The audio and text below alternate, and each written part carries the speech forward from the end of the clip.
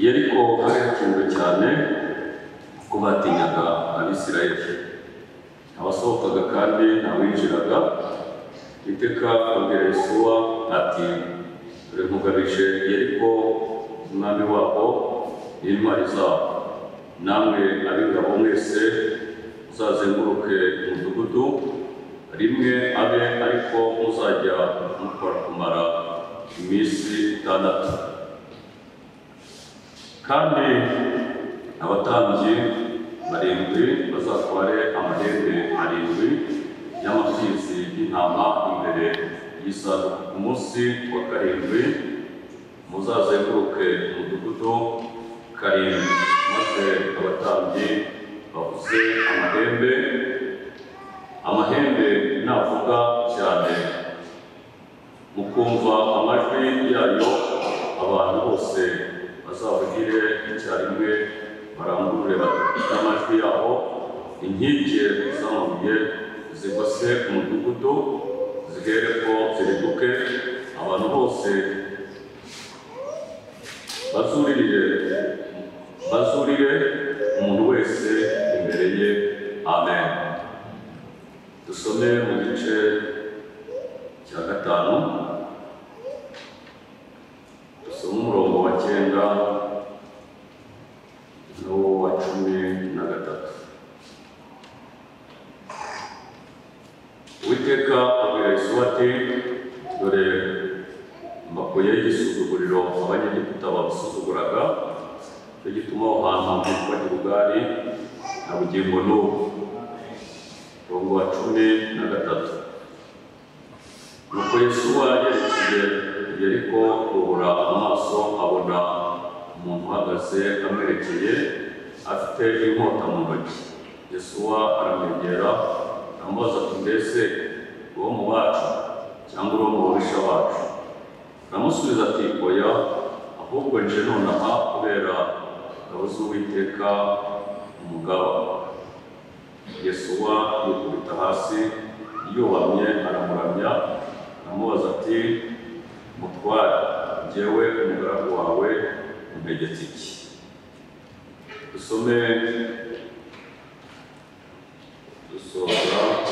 dusoreze mu byakozwe n'intumwa, igitabo cy'ibyakozwe n'intumwa. Turasoma igitabo cy'ibyakozwe n'intumwa igice cyabo cya 23. Dusome duhere ku murongo wabo wa 12.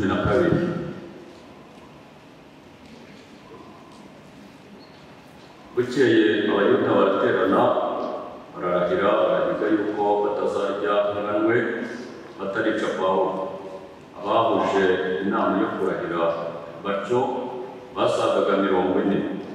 Bajya abatambyi bakuru n'abakuru bati, twarahiye twagize ibikomeye yuko tutazarya tumwe tutarica Pawulo.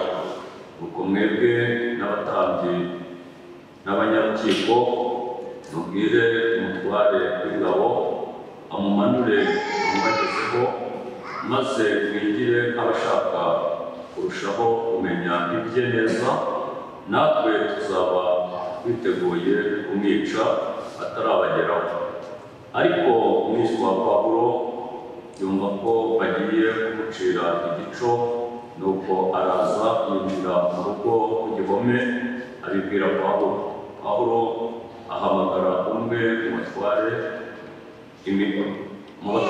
imitwe aramubwira ati, jyana n'uyu muhungu ku mutware w'ingabo kuko afite icyo amubwira. Amen. Kuko imigambi yawe urya myiza, kuko imigambi yawe urya myiza, zako meza mwize,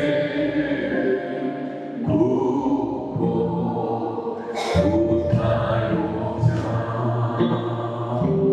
zako meza mwize, kuko utayobya,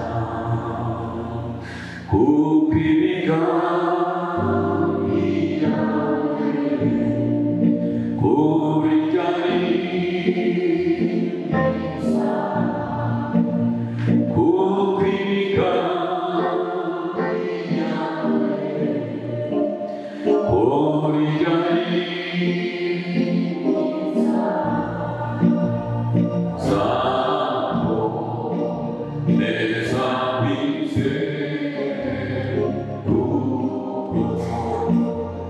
utabeshya, zako meza mwize, kuko utabeshya. Namenye kumose n'icu, n'ingabo isizi impaye, ntabwo bafite narenga. Yesu namenye ko namenye kumose n'icu, n'ingabo isizi impaye, ntabwo bafite narenga.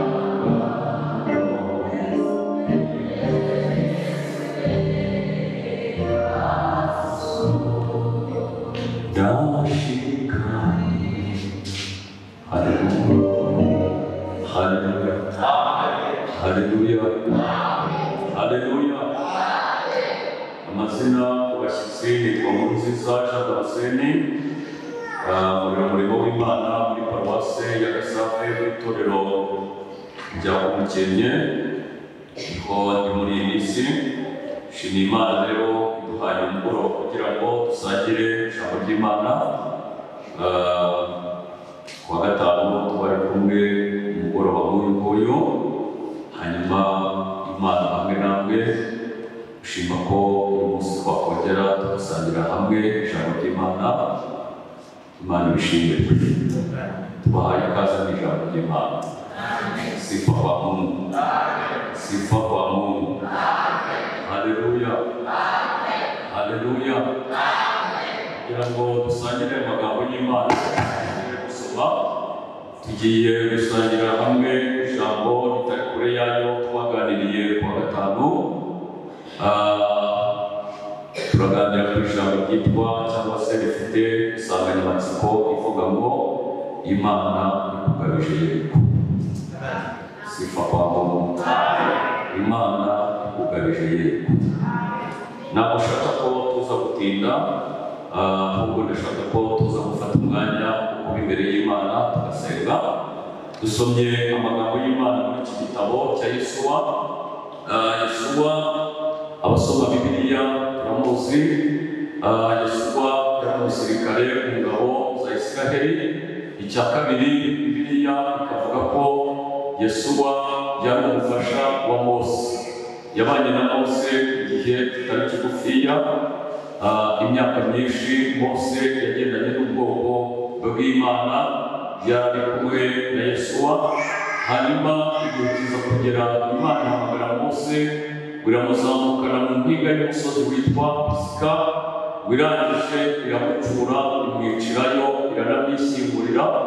Abisirayeli bamara igihe kirekire kingana n'iminsi igeze muri 30 bategereje Mose, bakambitse i Kadeshi i Baruneya bamurindiriye, bategereje ko Mose yongera kubagarukaho, batazi ko Mose Imana yamucuye.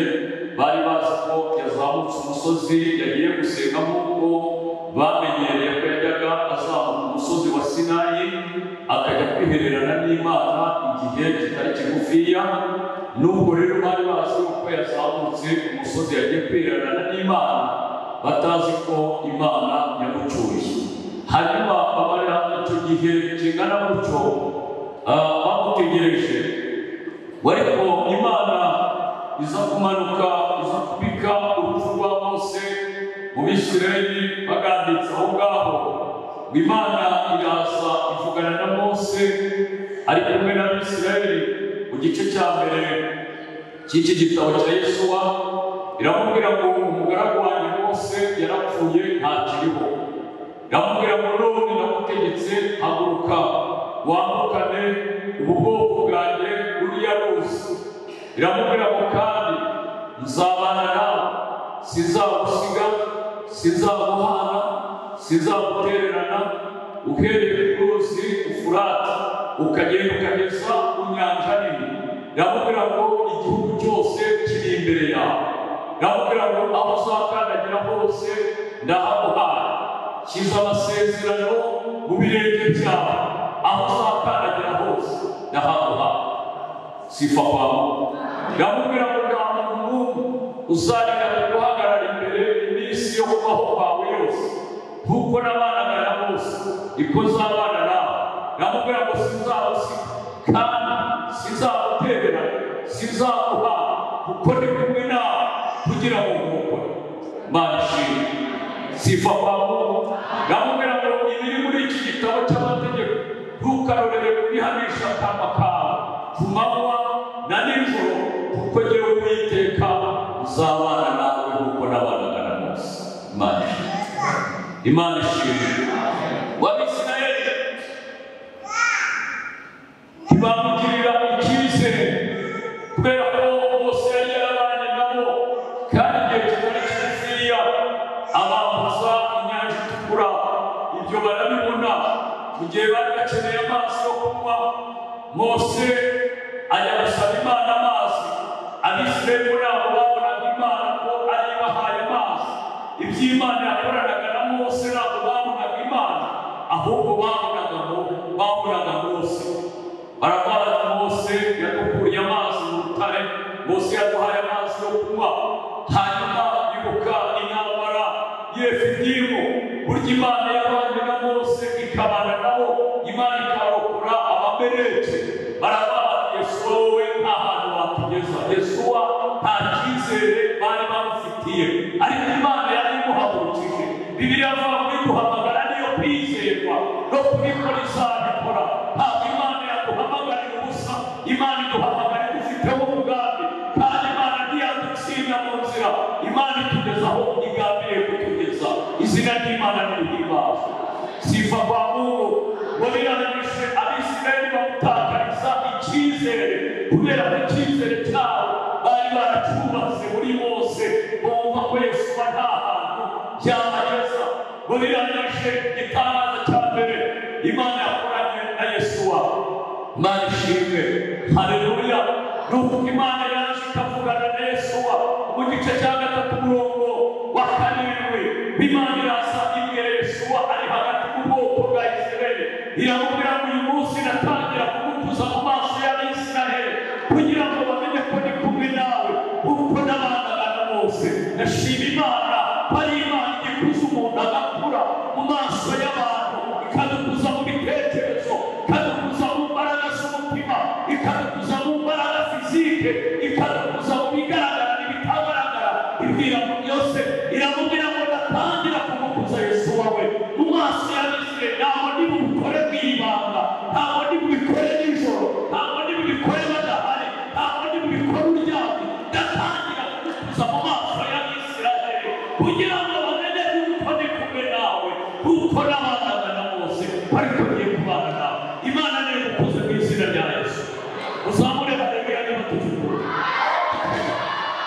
Wongere uzamure haleluya niba tukikumwe kwa. Imana igukuze muri karitsiye aho utuye. Imana igukuze ku iseta yawe aho ukorera. Imana igukuze mu rugo rwawe imbere y'umugabo wawe. Imana igukuze imbere y'umugore wawe. Imana igukuze imbere y'abana bawe. Imana igukuze imbere y'umuryango wawe. Imana igukuze imbere y'abene wawe. Imana igukuze imbere y'abatamwemera. Imana igukuze imbere y'abagupinze. Abazi uko ubuzima bwawe burangiye, ababonye urayikundira bakabona birarangiye, ababonye utakeka akazi barakabona birarangiye, ababonye circonstance zose urimo bakabona ko ubuzima burangiye. Imana igukuze.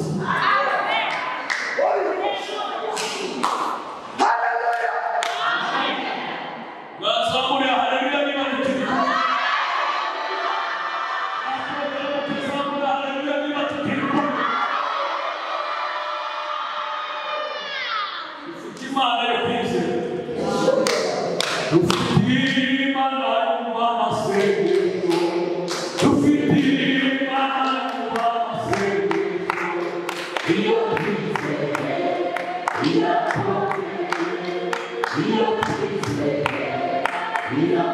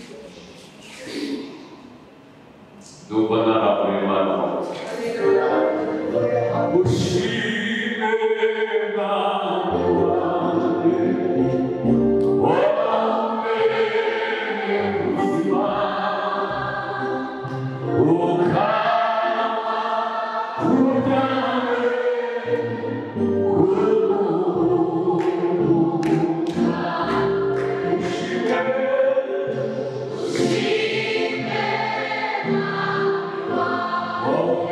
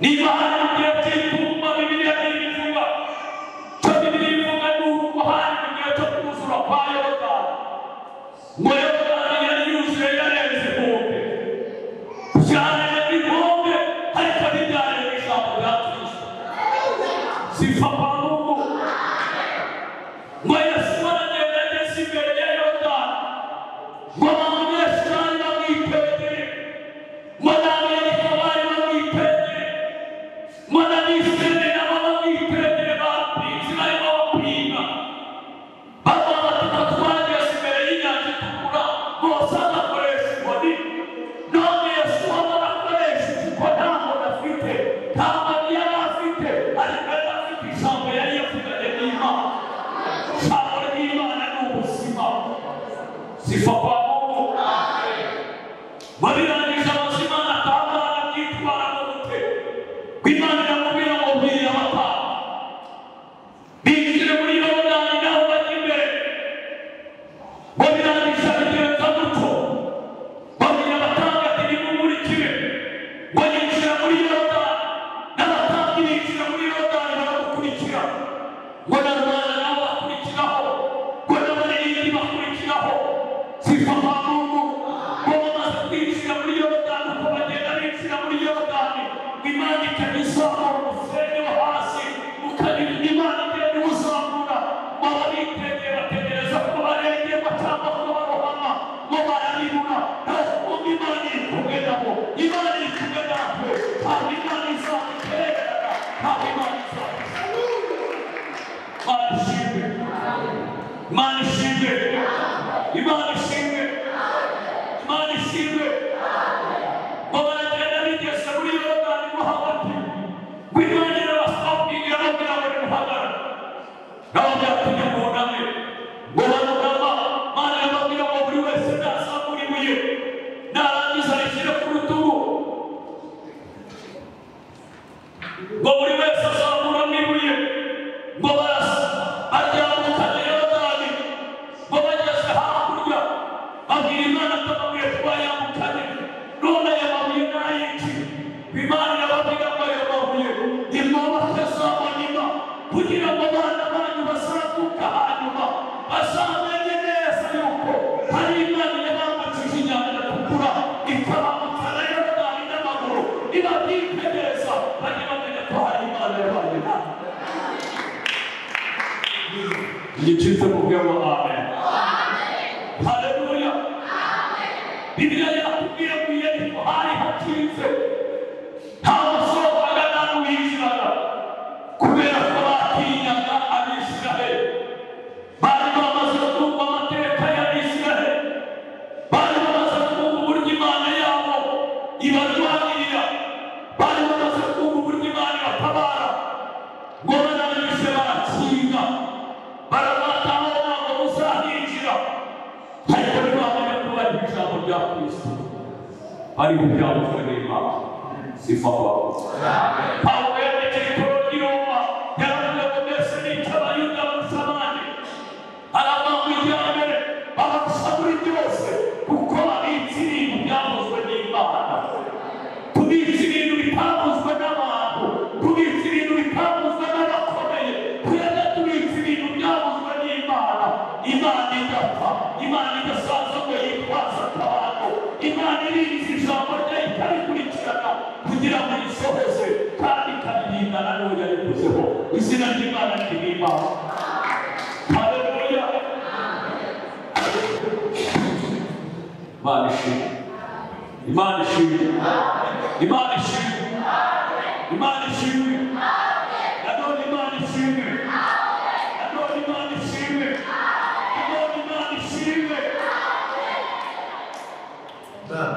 Bibiliya yatubwira ngo birangije Yesuwa abazimana icyo gukora bazimana turugamba no turarwara ashima Imana ko ari Imana itanga amakuru kandi amakuru mu ijuru bitanga ni amakuru yizewe adashidikanywaho sifa kwawe amakuru ibitangazamakuru byo mu isi bitanga hari igihe abatizewe bwaca bakongera bakayahindura kabata yambaye ntabwo ntiyanizewe ariko amakuru y'ijuru ritaha ni amakuru yizewe, ni amakuru ndashidikanywaho. Sifa kwa Mungu. Walianzisha imani ya wapya kurungana ndio kuja kurungana. Ngambi ile ndio tino ndani nyungu. Ahubwo tobetse karaga kubiregesha. Acha. Ndabona bamusanze kuruke. Ishuro sheshatu. Ujye gushaka umunsi wawe. Yisubire mu mahero. Useburu kwa kabiri yisubire mu mahero. Abana n'abari baseburuka yeriko. Bareba imbaraga yeriko yatwaye kugira ngo bayubake. Abenjeniyeri b'abahanga bayubatse. Imbaraga zagiye kuri yeriko. Barabarebaga bakabaseka cyane. Bakaba bati ni ba bantu bataye umutwe, ni ba bantu barindagiye, ni ba bantu badafite ubwenge bataye ringe, bateye kirimbure, ariko batazi ko bari kugendera ku murongo w'Imana. Abaturage turimo tuzenguruka hirya no hino, turimo tuzenguruka muri ijana n'ahandi. Baba baratwara tayi umutwe, ariko tujye tubikora hari Imana nzima. Bwana sifiwe. Haleluya. Wabiranyisha babigenza gutyo kuko Imana yababwiye kubikora. Bibiliya yavuze ngo ku munsi wa karindwi Imana irababwira ngo rero muzazenguruke karindwi. Abatambyi bazajya imbere bafite amahembe y'intama, hanyuma nibarangiza ku nshuro ya karindwi bazayavuze, namwe muzavuza akamo muzarangurure kuko njyewe Uwiteka mbagamije ibiti. Imana ishimwe. Akuzanira ijambo riva mu Imana ikugabije. Imana ikugabije yego. Imana ikugabije yego. Imana ikugabije yego baba. Imana ikugabije yego baba. Yerekana imbere yawe. Imana ikugabije. Imana iguhaye imbaraga zo kunesha yerekana imbere yawe. Imana iguhaye imbaraga zo kubikura yerekana imbere yawe. Imana ikugabije yego. Iryo jambo muri mugoroba nazanye n'abandi kubaza Imana. Ntabwo naje n'ikibazo gafite amatara. N'abandi kubaza Imana ndavuga ikibazo y'umugoroba. Imana irambwira ngo nzababwire ngo Imana ikugabije yego. Imana ikugabije yego. Yerekana igikorwa imbere yawe. Abantu baje batari imbere yawe. Abantu tubabuze batobora imbere yawe. Abantu bugirije ibyo batobora imbere yawe. Barahimbiye bagiye kubuza impamvu kubera ko Imana niyo ibitegetse. Uzavuge haleluya. Mugiye muzavuge haleluya kandi Imana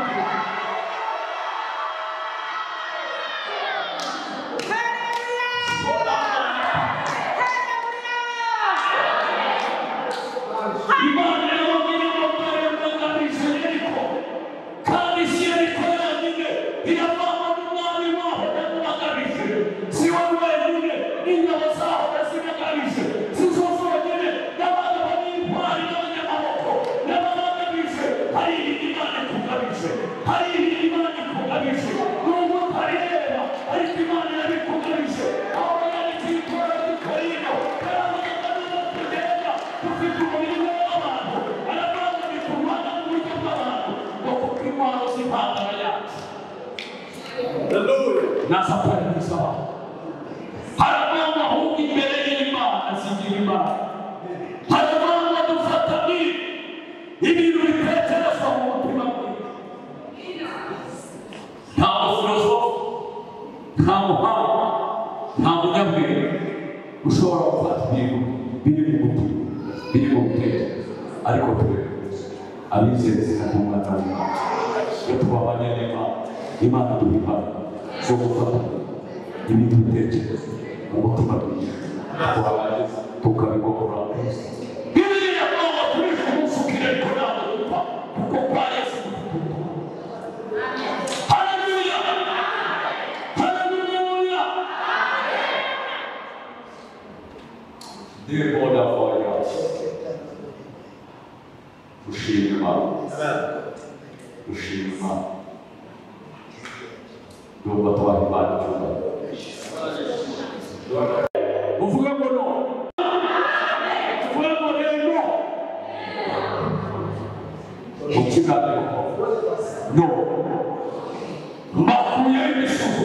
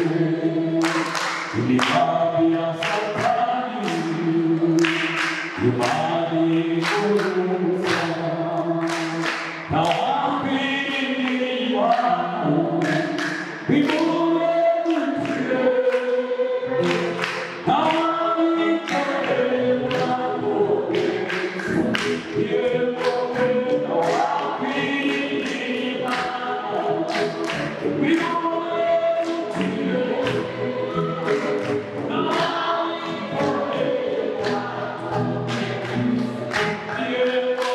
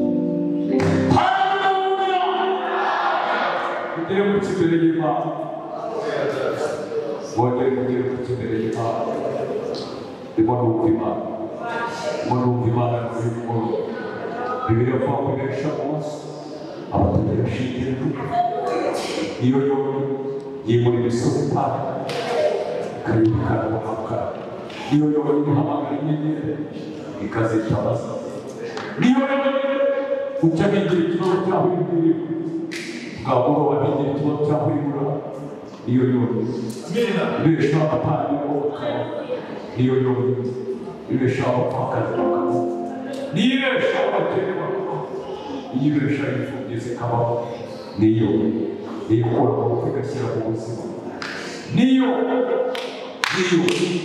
ijambo batagira ijambo niyo ihamarira kureba ikabaha kwitegereza niyo abanyamenya y'Imana izina ry'Imana n'Imana imana y'ubukiri hano yaje hano yaje gusaba yaje kurengera yaje n'imana y'umva cyangwa igahura amaso yawe ukayibona iyo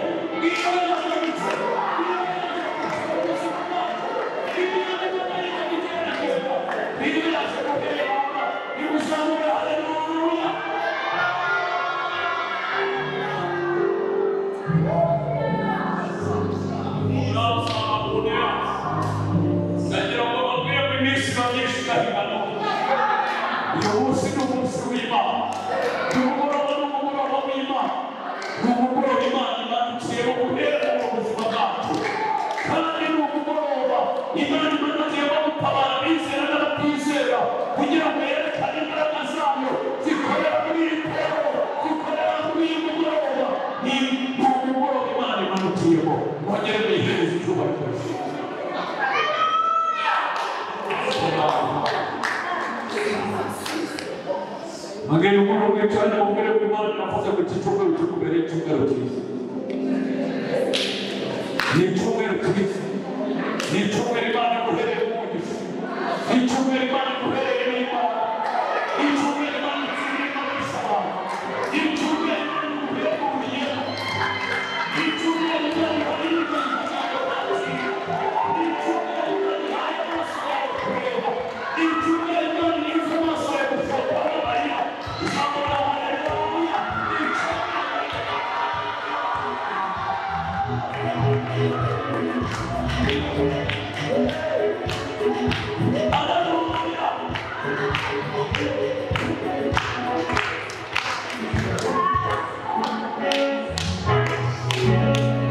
Bibiliya yatweretse Pawulo ari mu rusengero Bibiliya yavuze ngo abayuda basaga 40 burya abagore n'abagabo b'uyu munsi bamaze iminsi ngo abayuda basaga 40 ngo batina mayinama ngo barahiga cya gatatu barahira cya kane biyejeje baravuga ngo ntituzaba tutarica Pawulo Bibiliya yavuze ngo bahujwe n'aba basaga 40 ngo birangije baravuga ngo Pawulo tuzamubona gute ko afunze baravuga ngo tuzajya ku muyobozi w'urukiko tujye no ku muyobozi wa gereza hanyuma tujye kumusaba bazamurekure atuye mu rukiko natwe tuzaba twigize baracaca nk'abagiye kumva ibye tuzaba twikiza ahantu igihe bamuhereje mu rukiko tuzaba turi ahantu dushaka umuhini tumukubita umuhini kandi ntawe uzamenya ko ari twebwe twamugogoro Bibiliya avuga ngo muri iyo nama hari n'umwishywa wa Pawulo batabizi ndashima Imana kw'inama zidukora habayeho umwishywa wa Pawulo imigambi y'Imana ntabwo niba zifatwamo ndashima Imana ko mu nama zose zidukora habayeho umwishywa wa Pawulo ngo batabizi ngo birangije ngo aragenda aca urwete baragenda babwira Pawulo nawe baramubwira ngo genda ubibwire umuyobozi wa gereza ngo Imana ikora Pawulo kuri ubu buryo kubera kwishyura dushima Imana ko mu itorero ry'Imana ari mu mwuka we kugira ngo abishyura Pawulo inama zigatera akaza akaduha amakuru y'inama tutabaye zigatera akaza akaduha amakuru y'inama tutabaye akaba ku mwana wawe guterana ko bari batera ariko si byo bateranyije usanga gukorana nabo wese asanga ari wose kuko wambere wari warangiza ukaba umuntu wakuba nanjye nkagukunda ntazi ingabo nyinshi zipfuye kubwawe n'amahanga yatangiye ubugingo bwawe ahandi guterana ko bazatera ariko si byo yitwa Pawulo ajya kuba amakuru abagize arengera Pawulo umuyoboro ugezaho amakuru muri iki gihe ufite akazi kenshi umwuka we ajya tugezaho amakuru y'inama tutabaye izina ry'Imana dore tugaruje intwari zawe uhaguruke dusenge Deve tomar esse óleo.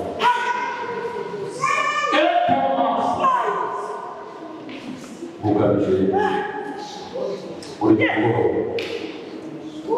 ijwi ry'umwuka we ijwi ry'umuhanuzi hari ibintu bitangaje icyapa ni uko Imana igiye kugukoza mu maso ya leta wawe kugira ngo bamenye ko yose ari Imana ivuga ijambo ry'Imana ritangaje no ibukuye gisuzugura abageze kutabasuzugura ijambo ry'Imana ritangaje no ari ujenona kandi abaje kukubera umugabo ijambo ry'Imana no kwaje kukugura no kukurinda ijambo ry'Imana no kwakugabije Yeriko amazamuye arebe niba tukiri kumwe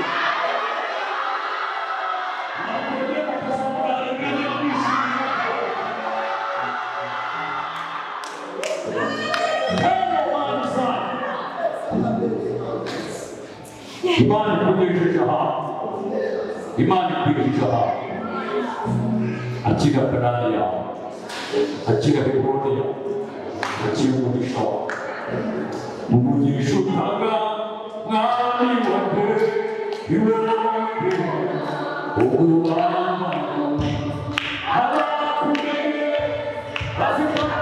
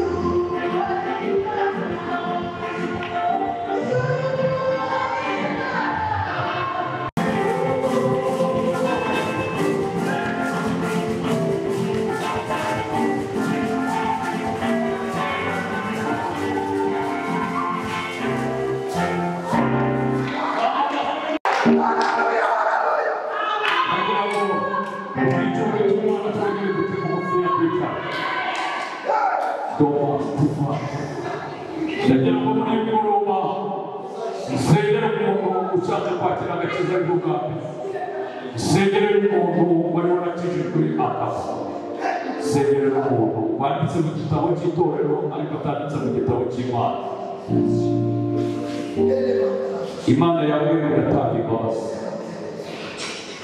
muri uyu mugoroba. Imana iratanga imbabazi. Imbabazi z'umukiza zamuzaye kutugira n'abanitwe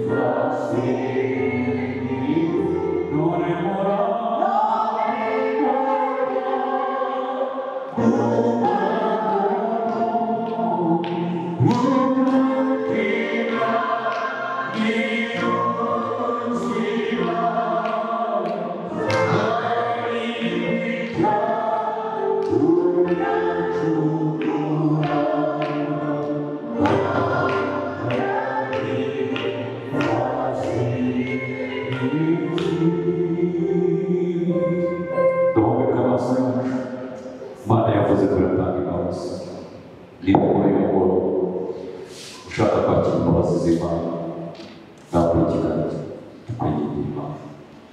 Imana ikamugisha, Imana ikamugisha. Uboneka amaso yacu dusenge umutima umuntu wese Imana imugenzuye ibyamubera byiza. Imana ikamugisha ntabwo ukoze kugana ahubwo kigira ngo kwigira Imana. Umuntu ushaka kwakira imbabazi z'Imana naza kugana muri iki kibazo ufite isoko hasi yumva wese akeneye kwakira imbabazi uri mukuru nta kindi tukubaza ni gufata imbabazi yarabituremereye ko tubahuza nawe ko tuzabatanga kugira umuntu wese ushaka kwakira imbabazi tukaba ikimenyetso cyo guca bugufi bakumugisha. Umuntu wese ushaka kwakira imbabazi naza apfukamira.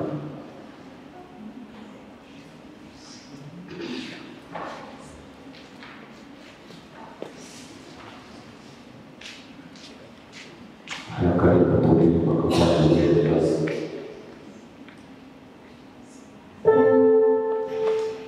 Ushaka kwakira imbabazi z'Imana wese azapfukamira. Ubufatiro bw'Imana buracyahagaze kandi natwe ikimenyetso Uwiteka azaza. Imana ibakoresha urarwara n'umutima kandi ufite umwanya wo kubwira kandi ubutumwa dufite ntabwo ari ubutumwa bwo kuguteza ahubwo ni ubutumwa bw'Imana wemeye akaruhuka ku mutima ukaruhuka n'umubiri. Imana ibakoresha niba hari undi wavuga tukamwigira Imana. Uramuri ibiganza byawe batubwiriza Uwiteka izina ryawe abagereka n'abashiki bacu wambwiye ngo gutanga imbabazi bambwira imbabazi baravuze ngo tuzababarira mu isi no mu ijuru bazababarira abo tuzabaho no mu ijuru bazabaho. Bambwira imbabazi ubababarira wese imitima yawe wese ubugingo bwawe wese Bibiliya wese ibitekerezo byawe wese ubwenge bwawe wese ibiganza byawe wese amaso yawe wese Bibiliya wese wose amaraso ya Yesu abakuru b'ubwenge kubaza uhereye wese muri mukoro batigishije kandi bakira imbabazi. Satani yongeye kubacuraza bakurwe urubanza rw'icyaha ahubwo bakira umutima w'imbabazi.